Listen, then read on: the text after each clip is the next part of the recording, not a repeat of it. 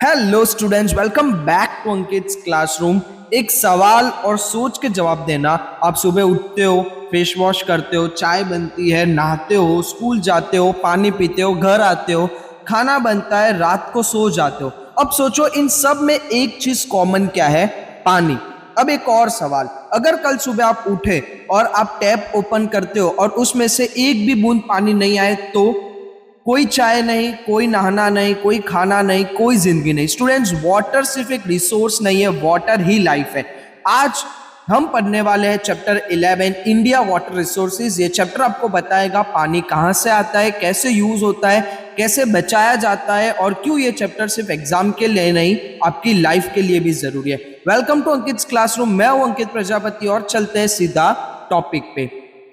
Students, एक line है जो इस चैप्टर की नींव है, there is water hence there is life.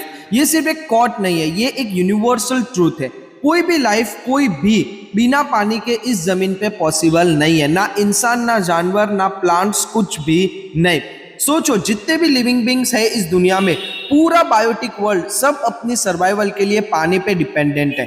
पानी की जगह कोई और चीज नहीं ले सकती। No other resource can replace water ever. अब पानी की इंपॉर्टेंस और भी बहुत वाइड है, सिर्फ पीने के लिए नहीं। एग्रीकल्चर, किसी भी देश की प्रॉस्पेरिटी डायरेक्टली डिपेंड करती है एग्रीकल्चर पे, जो हमने इससे प्रीवियस चैप्टर के अंदर पूरा देखा कि एग्रीकल्चर क्या होता है, एग्रीकल्चर में पानी का क्या रोल होता है, सारी चीजें। और एग्रीकल्चर डायरेक्टली डिपेंड करती है पानी पे, मतलब पानी नहीं तो खेती नहीं, खेती नहीं तो देश नहीं। सेकंड है डोमेस्टिक यूज, घर में हमारे रोजाना के काम, नहाना, कपड़े धोना, खाना बनाना, सब में पानी का यूज होता है। थर्ड है इंडस्ट्रीज, फैक्ट्रीज में प्रोडक्शन के लिए, कूलिंग के लिए, क्लीनिंग के लिए पानी चाहिए होता है। लेकिन स्टूडेंट्स, एक सीरियस प्रॉब्लम आ रही है, वाटर शॉर्टेज। क्यों हो रही है shortage? First reason, increasing population. जितने ज्यादा लोग उतना ज्यादा पानी कंज्यूम होगा। इंडिया में 125 करोड़ से ज्यादा लोग हैं और डिमांड बढ़ती जा रही है। Second reason, development project, factories, building, city, सब में पानी का यूज होता है और ये यूज और भी ज्यादा बढ़ रहा है। तो क्या करना चाहिए? पानी स्पेरिंगली यूज करो, वेस्ट मत करो, सोच समझ कर उसका यूज करना चाहिए। ये लाइन याद कर लो, एग्जाम में और लाइफ में दोनों जगह काम आएगी। Water is a limited resource. It is inseparable part of life, and if the environment exists, it is because of water. यानी कि वाटर एक लिमिटेड सोर्स है, वाटर अनलिमिटेड नहीं होता। समुद्र का पानी खारा होता है, हम उसको कभी भी कॉमर्शियल यूज में नहीं ले सकते। वाटर एक ऐसी चीज है जो हम अपने लाइफ से कभी भी सेपरेट नहीं कर सकते और ये एनवायरमेंट पूरा एग्जिस्ट करता है। क्यों? क्योंकि पूरा का पूरा एनवायरमेंट पानी के ऊपर डिपेंड करता है। नेक्स्ट देखते हैं। अब समझो पानी आता कहां से है। सोर्सेज ऑफ वाटर क्या है? तीन सोर्सेज है, रेन वाटर, सरफेस वाटर और ग्राउंड वाटर। एक एक करके समझते हैं। फर्स्ट है रेन वाटर। स्टूडेंट्स, ये सबसे इंपॉर्टेंट सोर्स है रेन, बारिश। ये पानी का ओरिजिनल सोर्स है इस धरती पे। सोचना, रिवर्स कहां से आती है? बारिश से। लेक्स बारिश से बनते हैं, वेल बारिश से बढ़ते हैं। तो रिवर्स, लेक्स, स्ट्रीम्स, वेल्स, ये सब सेकेंडरी सोर्स है। इनका पूरा का पूरा प्राइमरी सोर्स क्या है? रेनफॉल, यानी कि बारिश। अगर बारिश बंद हो जाए तो धीरे धीरे सारे सोर्सेस खाली हो जाएंगे, इसलिए बारिश नेचर का सबसे बड़ा गिफ्ट माना जाता है। सेकेंड सोर्सेज है सरफेस वाटर। अब जो पानी जमीन की सरफेस पे होता है, रिवर्स में, लेक्स में, पॉन्ड्स में, सी स्ट्रीम्स में, वो सब सरफेस वाटर कहलाता है। और इन सब में रिवर सबसे इंपॉर्टेंट सोर्स है सरफेस वाटर की। इंडिया में इतनी सारी रिवर्स है, गंगा, यमुना, नर्मदा, गोदावरी, कृष्णा, कावेरी, ये सब सरफेस वाटर के बड़े सोर्सेस माने जाते हैं। यानी सरफेस वाटर यानी कि जो भी चीज सरफेस, यानी हमारे लैंड पे जो पानी अवेलेबल होता है, जैसे रिवर में या पॉन्ड्स में या लेक्स में या स्ट्रीम्स में या वेल्स में, वो सारी चीजें सरफेस वाटर कहलाती है। थर्ड है ग्राउंड वाटर। अब ये थोड़ा साइंटिफिक है, ध्यान से समझो। जब बारिश होती है तो कुछ पानी जमीन के ऊपर बह जाता है, रिवर्स में जाता है, लेकिन कुछ पानी जमीन में एब्जॉर्ब हो जाता है, नीचे की लेयर्स में चला जाता है। जमीन की लोअर स्ट्राटा में जो पानी स्टोर होता है वो है ग्राउंड वाटर। और इसका वॉल्यूम अनलिमिटेड जैसा लगता है, लेकिन एक्चुअली लिमिटेड होता है। इंडिया में ग्राउंड वाटर कहाँ ज्यादा है? नॉर्थर्न प्लेन्स में 42% ग्राउंड वाटर यहाँ पर है। क्यों? क्योंकि एल्यूवियल सॉइल पानी को एब्जॉर्ब करके स्टोर करती है। साउथ इंडिया में ग्राउंड वाटर कम क्यों है? क्योंकि वहां प्लेट्यू और माउंटेनियस रीजन है। रॉकी लैंड पानी को एब्जॉर्ब नहीं करती, पानी बह जाता है। और ग्राउंड वाटर का यूज सबसे ज्यादा किस लिए होता है? इरिगेशन के लिए। ट्यूब वेल्स और सबमर्सिबल पंप से ग्राउंड वाटर खींच के खेत की सिंचाई में उसका यूज होता है। ग्राउंड वाटर बहुत ज्यादा इंपॉर्टेंट होता है, इसीलिए हर जगह पर ग्राउंड वाटर लेवल मेंटेन करना बहुत ही इंपॉर्टेंट होता है। अब नेक्स्ट देखते हैं water resources and uses. Main irrigation की बात करते हैं। स्टूडेंट्स, अब बात करते हैं वाटर का सबसे बड़ा यूज इरिगेशन की। ये फैक्ट नोट करो, इंडिया में 84% वाटर इरिगेशन के लिए यूज होता है। बाकी सब पीने, घर, इंडस्ट्री सब मिला के सिर्फ 16%। मतलब एग्रीकल्चर का पानी पे कितना बड़ा क्लेम है। अब देखो, 100% पानी में से 84% पानी सिर्फ इरिगेशन में यूज होता है। 16% के अंदर घर का काम, पानी पीने के लिए, इंडस्ट्री, ये सब कुछ आ गया। और ये जरूरत क्यों है इतनी? एक एग्जांपल लो, 1 kg वीट प्रोड्यूस करने के लिए 1500 लीटर पानी चाहिए। 1 किलो, सिर्फ 1 किलो, तो पूरे देश की वीट प्रोडक्शन के लिए कितना पानी चाहिए होगा? सोच के ही आंखें खुल जाती है कि यार 1 किलो के लिए 1500 लीटर, तो यार कितने टन्स ऑफ ग्रेन्स हमारे यहाँ पर यूज होते हैं, तो कितने लाखों करोड़ों लीटर पानी की जरूरत पड़ती है। और पैडी, जूट, शुगर केन, ये क्रॉप्स तो और भी ज्यादा पानी मांगते हैं। अब इरिगेशन कोई नई चीज नहीं है, ये एशियन टाइम से होती आ रही है इंडिया में। एक हिस्टोरिकल एग्जांपल, 2nd सेंचुरी में रिवर कावेरी पर फेमस ग्रैंड एनीकट कैनाल बनाया गया था 2000 साल पहले। तब के इंजीनियर्स इतने एडवांस थे कि एनीकट कैनाल बनाया, जो आज भी रिलेवेंट है। ये इंडिया की इंजीनियरिंग हेरिटेज है। और 1882 में ईस्टर्न यमुना कैनाल उत्तर प्रदेश में कंस्ट्रक्ट हुआ। ब्रिटिश एरा में भी इरिगेशन इंफ्रास्ट्रक्चर बना था। अब इंडिया में आज 3 मेजर मीडियम्स ऑफ इरिगेशन है। पहला वेल्स एंड ट्यूब वेल्स, जमीन से ग्राउंड वाटर निकालना, ये सबसे कॉमन मीडियम है इंडिया का। स्पेशली एल्यूवियल प्लेन्स में यूपी, बिहार, पंजाब, हरियाणा, यहाँ ट्यूब वेल्स का सबसे ज्यादा यूज होता है। कैनाल्स की बात करते हैं सेकंड, नदियों से पानी खींच के खेत तक पहुंचाना। कैनाल इरिगेशन मेनली कहाँ होती है? तो सतलुज, गंगा, यमुना के वास्ट प्लेन्स में, और महानदी, गोदावरी, कृष्णा, कावेरी के डेल्टा रीजन्स में। ये रिवर्स इतनी बड़ी है कि कैनाल से पानी निकालना फिजिबल होता है। थर्ड आता है पॉन्ड्स। ईस्टर्न और साउथर्न स्टेट्स में पॉन्ड इरिगेशन ज्यादा होती है। वहां रेनफॉल ज्यादा होती है तो नेचुरल पॉन्ड्स भर जाते हैं, यानी कि हर खेती बाड़ी वाले एक पॉन्ड बना के रखते हैं जिसके अंदर ज्यादा बारिश होने के कारण वो पॉन्ड पूरा भर जाता है और बाद में वही एज अ इरिगेशन यूज होता है। प्रायोरिटी ऑर्डर याद रखो, वेल्स और ट्यूबवेल्स, फिर आता है कैनाल्स एंड फिर आता है पॉन्ड्स। स्टूडेंट्स, अब एक बहुत important concept, multipurpose project. India में बहुत सारी रिवर्स है, बड़ी रिवर्स भी है, छोटी रिवर्स भी है, और ये रिवर्स के बहुत सारे काम कर सकती है एक साथ।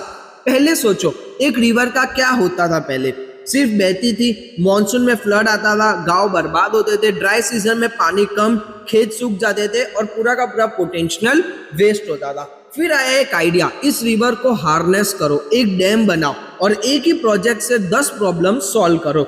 यही है मल्टीपर्पज प्रोजेक्ट, रिवर वैली से जुड़ी अलग अलग प्रॉब्लम्स को एक ही प्रोजेक्ट से सॉल्व करना। अब ये क्या क्या करता है, देखो ये लिस्ट, एग्जाम में पूरी लिस्ट लिखनी पड़ती है तो आपको ये पूरा लिखना पड़ेगा। सबसे फर्स्ट है फ्लड कंट्रोल, डैम बनेगा तो बारिश में एक्स्ट्रा पानी रोक लेगा, फ्लड नहीं आएगा। Second, prevention of soil erosion, flood नहीं तो मिट्टी नहीं बहेगी। Third, water for drinking and irrigation, stored water पीने के लिए भी यूज होगा और खेत में भी यूज होगा। इंडस्ट्रीज, फैक्ट्री को पानी चाहिए, डैम से मिलेगा। Water provided to settlement, nearby village और सिटीज को पानी सप्लाई होगा। जनरेशन ऑफ इलेक्ट्रिसिटी, ये सबसे इंपॉर्टेंट बेनिफिट है डैम के। डैम के पानी से हाइड्रो इलेक्ट्रिक पावर जनरेट होती है, बिजली जो पूरे रीजन को रोशन करती है। नेक्स्ट है इंटरनल वाटर ट्रांसपोर्टेशन, रिवर में बोट्स, शिप्स ट्रांसपोर्ट कर सकती है।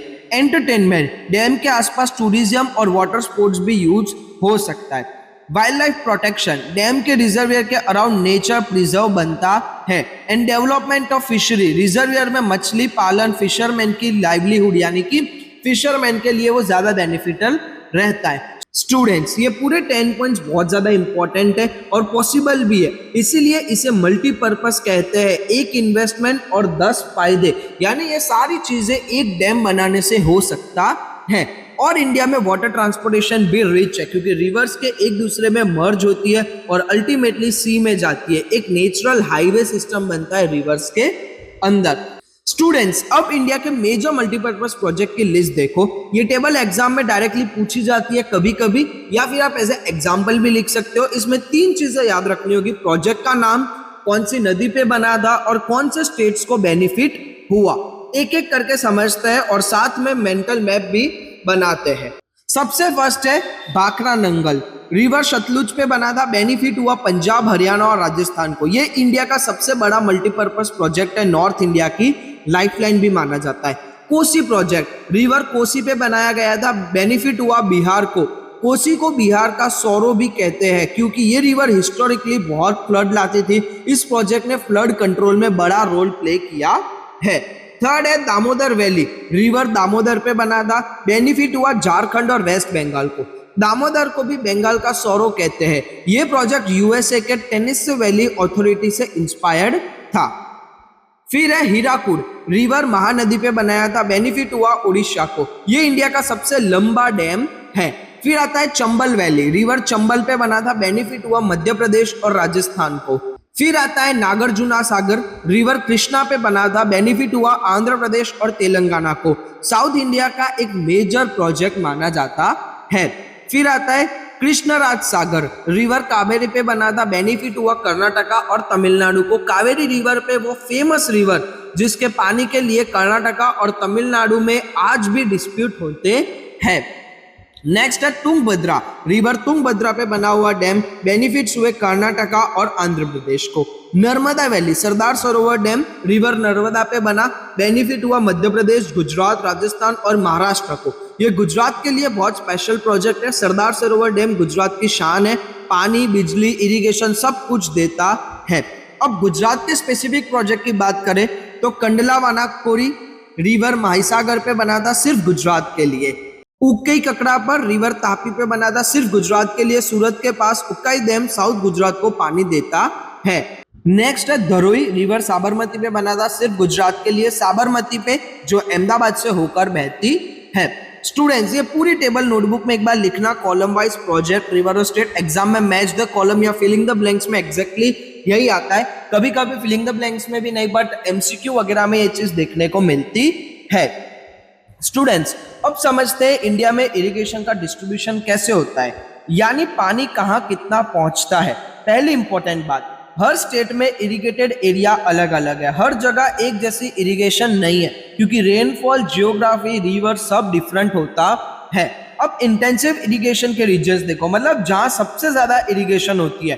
Coastal district of Andhra Pradesh, वहां रिवर्स और रेनफॉल दोनों है। Delta regions of Godavari and Krishna rivers, delta soil fertile है और पानी भी एब्यूडेंट है। महानदी डेल्टा इन उड़ीसा, उड़ीसा का delta area. Kaveri delta in Tamil Nadu, South India का राइस बॉल। पंजाब, हरियाणा और वेस्टर्न घाट उत्तर प्रदेश, ये ग्रीन रिवोल्यूशन बेल्ट है, ट्यूबवेल्स और कैनाल से हेवीली इरिगेटेड है। अब एक अचीवमेंट देखो, इंडिपेंडेंस के बाद इंडिया का इरिगेशन एरिया 4 गुना बढ़ गया है। 1947 में जो था उससे 4 टाइम ज्यादा जमीन आज इरिगेटेड है। ये एक मैसिव अचीवमेंट माना जाता है। आज नेट शोन एरिया का 38% इरिगेशन के अंडर है, मतलब सिर्फ 38% और 62% जमीन अभी भी पूरी तरह रेन डिपेंडेंट है, तो कम बहुत बाकी है। अब स्टेट वाइज कंपैरिजन ये बहुत इंटरेस्टिंग है। मिजोरम सिर्फ 7.3% एरिया अंडर इरिगेशन, बहुत कम। क्यों? हिली है, इरिगेशन इंफ्रास्ट्रक्चर बनाना मुश्किल है। पंजाब 90.8% एरिया अंडर इरिगेशन, लगभग पूरी खेती इरिगेटेड है, इसलिए पंजाब सबसे ज्यादा व्हीट प्रोड्यूस करता है। ये कॉन्ट्रास्ट देखो, एक स्टेट 7.3, दूसरी 90.8, वास्ट डिफरेंस है इंडिया के स्टेट्स के अंदर। और जो स्टेट्स 40% से ज्यादा इरिगेटेड है वो है पंजाब, हरियाणा, यूपी, बिहार, जम्मू कश्मीर, तमिलनाडु और मणिपुर। स्टूडेंट्स, अब एक टॉपिक जो बहुत इंपॉर्टेंट है और सिर्फ एग्जाम के लिए नहीं, हर एक्चुअल के लिए, हमारे लाइफ के लिए, वाटर क्राइसिस की बात करते हैं। पानी जो एक नेचुरल गिफ्ट है, आज वो क्राइसिस में है। पहले समझो वाटर शॉर्टेज क्यों बढ़ रहा है कॉन्स्टेंटली। फर्स्ट रीजन है इंक्रीजिंग पॉपुलेशन से ग्रेन डिमांड बढ़ रहा है, ज्यादा लोग, ज्यादा अनाज, ज्यादा इरिगेशन, तो ज्यादा पानी यूज होता है। सेकेंड, कैश क्रॉप उगाने के लिए, cash crop cotton, sugar cane बहुत पानी मांगते हैं और इनका एरिया बढ़ रहा है। थर्ड, इंक्रीजिंग अर्बनाइजेशन, सिटीज बढ़ रही है, कंस्ट्रक्ट जंगल में पानी एब्जॉर्ब नहीं होता, रन ऑफ हो जाता है और सिटी में पानी की डिमांड भी ज्यादा होती है। फोर्थ, चेंजिंग लाइफस्टाइल, पहले लोग एक बकेट से नहा लेते थे, अब shower, washing machine, swimming pool, lifestyle change से वाटर कंजम्पशन बहुत ज्यादा बढ़ रहा है। और एक सीरियस चैलेंज, पानी की सप्लाई और डिस्ट्रीब्यूशन में इनइक्वालिटी, यहाँ पानी बहुत है, वहां बिल्कुल नहीं है। ये इम्बैलेंस ह्यूमन इंटरेस्ट, लाइवलीहुड और इकोनॉमिक डेवलपमेंट के लिए चैलेंज बनता है। प्रेजेंट सिचुएशन अगर देखें तो वेस्टर्न राजस्थान और साउथ इंडिया के इंटीरियर प्लेट्यू एरियाज में वाटर क्राइसिस अलार्मिंग स्टेज पे है। लोग किलोमीटर्स दूर से पानी लाते हैं। बहुत सारे विलेज और टाउन्स में पानी की क्वालिटी बहुत ज्यादा खराब होती जा रही है। गंदा पानी होना जिसकी वजह से वाटरबोर्न डिजीज जैसे क्लोरिया, टाइफाइड, ये सारी चीजें फैल रही है। प्योर पोर्टेबल वाटर, साफ पीने का पानी, ये बेसिक नीड है, लेकिन आज भी गारंटी नहीं है। एक फैक्ट, इंडिया के 8% टाउन में अभी भी सेवरल ड्रिंकिंग वाटर शॉर्टेज है और 50% विलेज में क्लीन ड्रिंकेबल वाटर प्रोवाइड करना अभी बाकी है। यानी कि इंडिया के अंदर 8% ऐसे टाउन है जहां पर पानी ही नहीं मिलता पीने लायक और 50% ऐसे गांव है जहां पर साफ पानी होता नहीं है पीने लायक। डिमांड और सप्लाई के बीच इतना बड़ा गैप है और ये गैप बढ़ रहा है। ये एक नेशनल इमरजेंसी जैसी सिचुएशन है। स्टूडेंट्स, अब और गहराई से समझते हैं वाटर क्राइसिस क्यों और बुरा होता जा रहा है। फर्स्ट रीजन है 2/3 एग्रीकल्चर रीजन अभी भी रेन डिपेंडेंट है। इरिगेशन फैसिलिटीज तो बढ़ती है लेकिन फिर भी इंडिया की 2/3 एग्रीकल्चर लैंड सिर्फ बारिश पे डिपेंड करती है। अगर मॉनसून फेल हुआ तो पूरी फसल खत्म।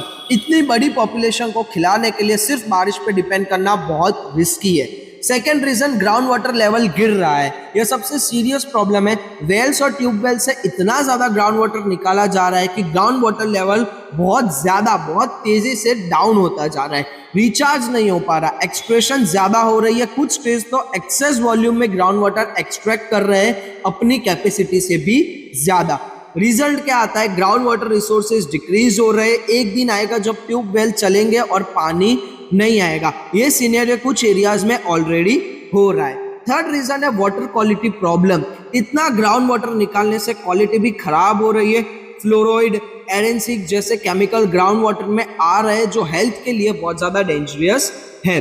फोर्थ रीजन है industrial water use uncontrolled. Agriculture के अलावा इंडस्ट्री में पानी अनकंट्रोल्ड क्वांटिटी में यूज होता है। फैक्ट्री में कूलिंग के लिए, प्रोसेसिंग के लिए, और ये यूज्ड वाटर डायरेक्टली रिवर्स में जाता है जो रिवर को पॉल्यूटेड करता है।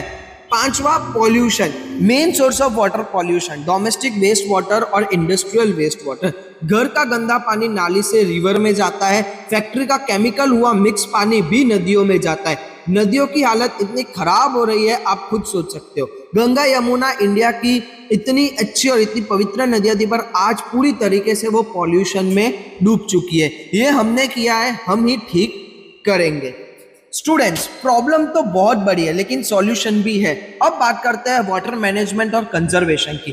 पहले एक सिंपल रियलिटी एक्सेप्ट करो, पानी लिमिटेड है, उसका डिस्ट्रीब्यूशन अनइक्वल है और पॉल्यूशन अलग प्रॉब्लम है। तो क्या करना चाहिए, पानी इकोनॉमिकली यूज करो और जो अवेलेबल है उसे कंजर्व करो। एक डेफिनेशन नोट करो, maintenance of water resource is called water conservation. और सबसे important concept, water is a national resource. ये सिर्फ एक स्टेट के लिए नहीं, सिर्फ एक सिटी के लिए नहीं, पूरे देश का रिसोर्स है। तो इसका मैनेजमेंट पूरे देश की रिस्पॉन्सिबिलिटी है।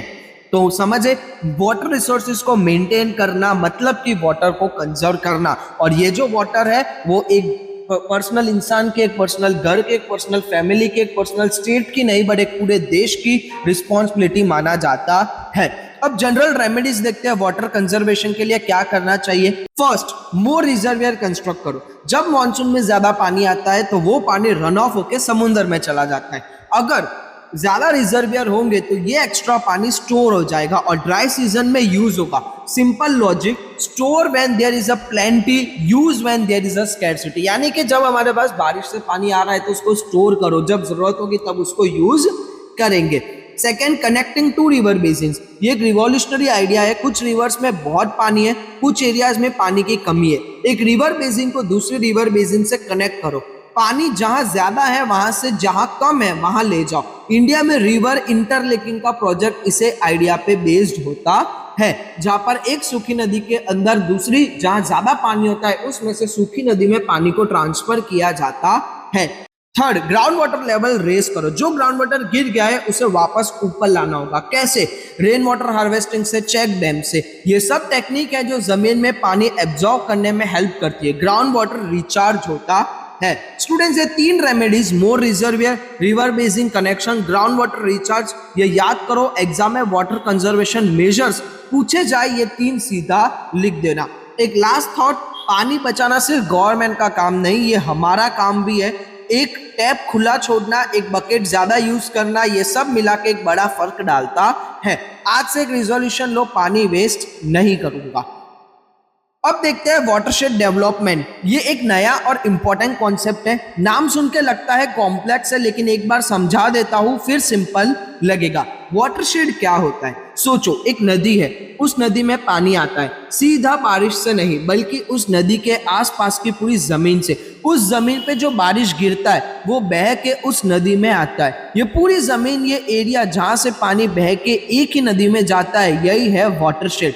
सिंपल डेफिनेशन, एक रिवर बेसिन में एक मेन रिवर होती है और उसके ब्रांचेस होती है, ये सब मिलके एक वाटरशेड फॉर्म करते हैं और वाटरशेड रीजन एक रिवर बेसिन ही होता है। बारिश के सीजन में हर तरफ का पानी बह के एक नाले में, नाला बह के एक नदी में और नदी जाती है आगे। ये फ्लो, ये सिस्टम, ये वाटरशेड है। अब वाटरशेड डेवलपमेंट क्या है? ये एक ओवरऑल अप्रोच ऑफ डेवलपमेंट है, मतलब सिर्फ पानी नहीं बल्कि एक पूरे एरिया का डेवलपमेंट नेचर के साथ मिलके। इस अप्रोच में क्या क्या प्रोग्राम्स आते हैं ये लिस्ट याद रखो। सॉइल और ह्यूमिडिटी कंजर्वेशन, जमीन की नमी को रोकना। वाटर स्टोरेज, बारिश का पानी रोका जाए। ट्री प्लांटेशन, पेड़ लगाओ, रूट्स पानी एब्जॉर्ब करेंगे, उससे ग्राउंड वाटर इंक्रीज होगा। फॉरेस्टेशन, जंगल बढ़ाओ। हॉर्टिकल्चर, फ्रूट्स और वेजिटेबल्स की फार्मिंग करना। पेस्ट्योर लैंड डेवलपमेंट, कैटल्स के लिए घास के मैदान।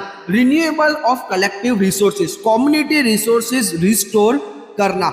और इन सब प्रोग्राम के लिए क्या जरूरी है? लैंड कैपेबिलिटी और लोगों की जरूरत, दोनों को ध्यान में रखना होगा कि लैंड कैपेबिलिटी भी हो और लोगों की जरूरत भी होनी चाहिए। लोकल पीपल का पार्टिसिपेशन, बिना लोकल इन्वॉल्वमेंट के कुछ नहीं होगा। स्टेट और सेंट्रल गवर्नमेंट की स्कीम्स, फंडिंग और प्लानिंग, एक सॉलिड प्लानिंग होना चाहिए, फंड होना चाहिए, लोगों के अंदर अवेयरनेस होना चाहिए ताकि लोगों को ये समझ में आए कि ये कितना इंपॉर्टेंट है, तभी ये सारी चीजें सक्सेस हो सकती है। स्टूडेंट्स, वाटरशेड डेवलपमेंट एक community driven nature based solution है वाटर प्रॉब्लम्स के लिए। सिर्फ डैम बनाने से काम नहीं चलेगा, जमीन का ध्यान रखना पड़ेगा। अब बात करते हैं एक ऐसी टेक्निक की जो आज हमारे घर लेवल पर भी इंप्लीमेंट हो सकती है, रेन वाटर हार्वेस्टिंग। नाम से ही पता चलता है बारिश का पानी कलेक्ट करो और कंजर्व करो। ये कैसे होता है? 3 मेजर मेथड से। वेल्स बनाओ जहां पानी कलेक्ट हो। स्मॉल डैम्स, छोटे डैम्स बनाओ पानी रोकने के लिए। खेत तालावड़ी यानी फार्म पॉन्ड्स, खेत के पास छोटा तालाब बनाओ बारिश का पानी स्टोर करने के लिए। इन मेथड से पानी कंजर्व होता है और ग्राउंड वाटर लेवल भी रेज होता है। क्यों? क्योंकि स्टोर्ड पानी धीरे धीरे जमीन में एब्जॉर्ब होता है, नीचे जाता है, ग्राउंड वाटर रिचार्ज होता है।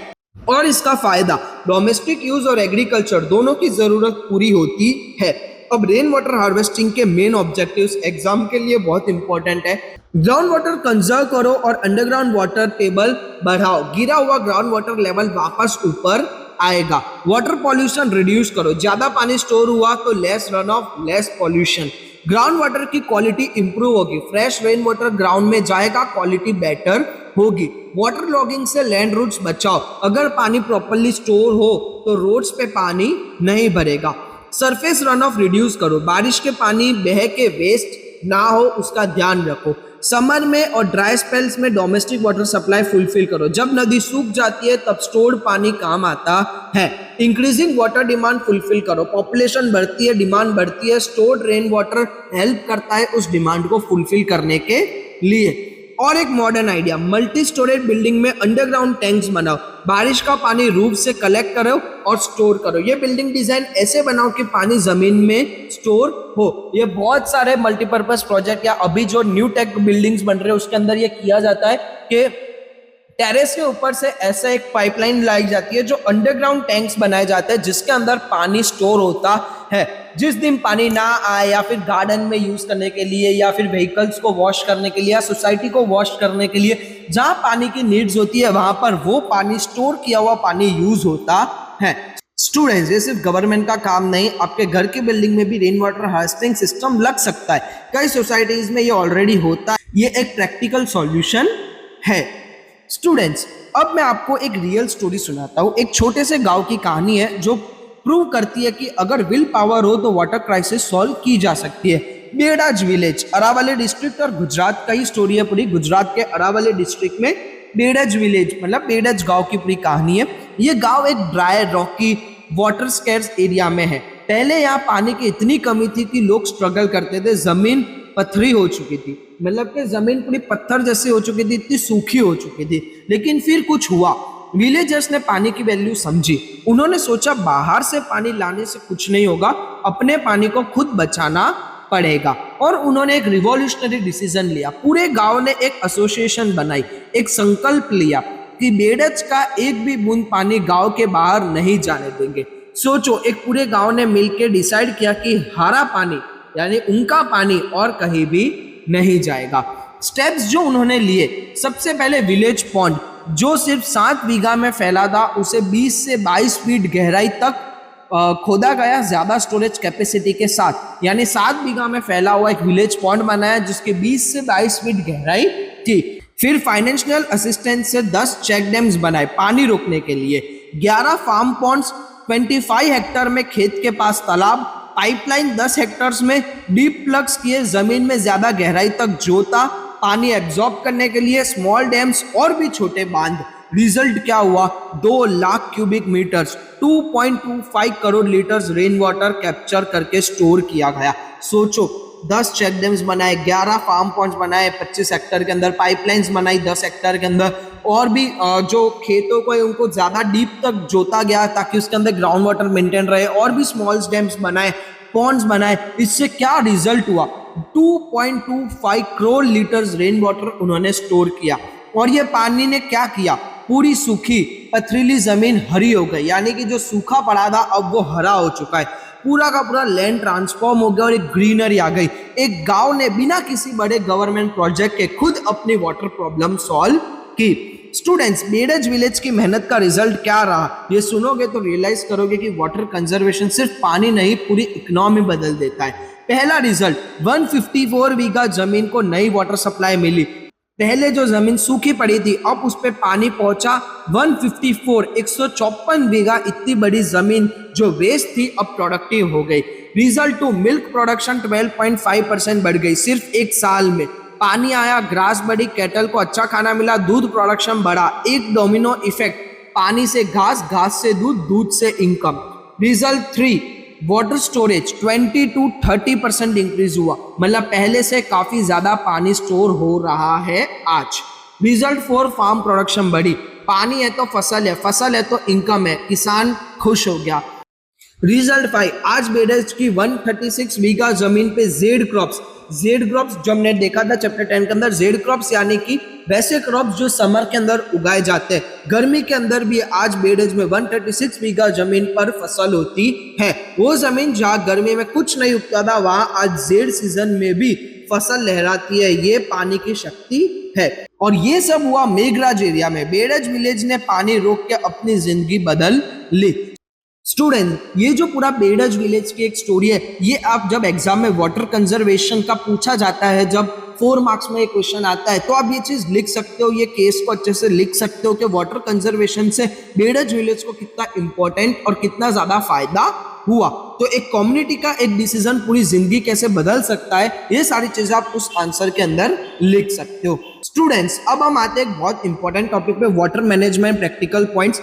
ये पॉइंट सिर्फ एग्जाम के लिए नहीं, एज अ सोसाइटी हमारी पूरी जिम्मेदारी है इन चीजों को समझना। एक एक करके देखते हैं। पॉइंट पहला, garden, vehicles, toilet, wash basin में पानी इकोनॉमिकली यूज करो। इकोनॉमिकली मतलब कि जरूरत हो उतना ही यूज करो। गार्डन में ऐसे ही बहुत ज्यादा पानी मत डालो। ड्रिप सिस्टम यूज करो। कार धोने में बकेट यूज करो, पाइप नहीं। टॉयलेट फ्लश में लो फ्लो सिस्टम यूज करो। ऐसा नहीं कि टॉयलेट में पानी बहता ही जा रहा है। हाथ धोने में टैप बंद रखो। छोटी छोटी हैबिट से बड़ा फर्क डालती है। सेकंड, पब्लिक अवेयरनेस बढ़ाओ। सिर्फ आप अकेले पानी बचाओ तो कुछ नहीं होगा। कम्युनिटी को इन्वॉल्व करो। स्कूल्स में, कॉलोनी में वाटर कंजर्वेशन के बारे में बात करो। जागरूकता आएगी तो लोगों के अंदर समझ आएगी और फिर सारी चीजें कंट्रोल में होगी। थर्ड, यूज्ड वाटर रिसाइकल करो। घर में जो पानी गया वो कुछ केसेस में रीयूज हो सकता है। वेजिटेबल धोए का पानी प्लांट्स में डाल दो। एसी का कंडेंस्ड वाटर यूज करो। रिसाइकल बहुत सारी चीजों से पॉसिबल है। जैसे कि घर में आरओ होता है तो आरओ से जो पानी बाहर निकलता है एक पाइप से, उसको स्टोर करो, उसको बर्तन धोने में वगैरह यूज कर सकते हैं। फोर्थ है, रिजर्वियर को पॉल्यूशन से बचाओ। लेक, पॉन्ड, टैंक्स में कचरा मत डालो। उन्हें क्लीन रखो ताकि वाटर क्वालिटी मेंटेन रहे। पांचवा, वाटर हार्वेस्टिंग स्ट्रक्चर बढ़ाओ। वेल्स, ट्यूबवेल्स, खेत तलावड़ी, जितने ज्यादा स्ट्रक्चर उतना ज्यादा पानी स्टोर होगा। सिक्स्थ है, ग्राउंड वाटर यूज पर नजर रखो। जो units, factories, industries ground water ज्यादा निकाल रही है उन पे चेक होना चाहिए। अनकंट्रोल्ड एक्सट्रैक्शन बंद होना चाहिए। सेवेंथ है, पाइपलाइन रिपेयर करो। कितना पानी लीकेज वाली पाइपलाइन की वजह से वेस्ट होता है। Billions of litres damage pipeline immediately repair करो। वाटर पॉल्यूशन भी रोकता है। और द इम्पोर्टेंट ब्रॉडर पॉइंट्स है, यूनिफॉर्म स्टेप्स हर जगह नहीं लग सकते। राजस्थान की प्रॉब्लम अलग है, केरला की अलग। हर रीजन की अपनी स्पेसिफिक स्ट्रेटेजी होनी चाहिए। लोकल पीपल को इन्वॉल्व करो। बेडज विलेज ने प्रूव किया जब लोकल कम्युनिटी पार्टिसिपेट करे तो रियल चेंज होता है। कोई भी वाटर मैनेजमेंट प्लान लोकल लोगों के कॉपरेशन के बिना सक्सेसफुल नहीं होता। स्टूडेंट्स ये सब पॉइंट नोट करो। एग्जाम में वाटर मैनेजमेंट मेजर्स ये क्वेश्चंस आए तो ये पॉइंट्स एक आंसर कवर हो जाता है। स्टूडेंट्स अब एक बार पूरा चैप्टर 11 रैपिड फायर में देखो। जो नोट्स मिस हो गए हो कंप्लीट कर लो। जो ऑलरेडी लिखे हैं कंफर्म कर लो। There is water hence there is a life. ये चैप्टर की सोल है। Water is an inseparable part of life. ये लाइन शुरू में भी है और एंड में भी, क्योंकि ये इतने ही इंपॉर्टेंट है कि बिना पानी के कोई भी लाइफ पॉसिबल नहीं है। 3 types of sources of water होते हैं, rain water, surface water, ground water. Rain सबसे ओरिजिनल सोर्स है। रिवर सरफेस वाटर का मेन सोर्स है। नॉर्थर्न प्लेन्स में 42% ग्राउंड वाटर है। 84% वाटर इन इंडिया इरिगेशन के लिए यूज होता है। सिर्फ ये एक नंबर इंडिया की एग्रीकल्चर के डिपेंडेंसी दिखाता है। 3 मीडियम ऑफ इरिगेशन है, wells and tubewells, canals, Pond's.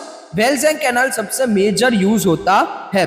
Multipurpose project, एक डैम, उसके अनेक फायदे, फ्लड कंट्रोल करना, इलेक्ट्रिसिटी जनरेट करना, irrigation, drinking water, wildlife, fishery, सब एक साथ। मल्टीपर्पज प्रोजेक्ट की लिस्ट जो हमने देखी थी, ठीक है, जो बाकरा नंगल था, सरदार सरोवर डैम था, हीराकुद डैम था, दामोदर वैली पर जो डैम था, ये सारी चीजें आपको लिस्ट आउट याद रखना होगा। इंडिपेंडेंस के बाद इरिगेशन एरिया 4 गुना बढ़ा। आज 38% नेट शोन एरिया इरिगेटेड है।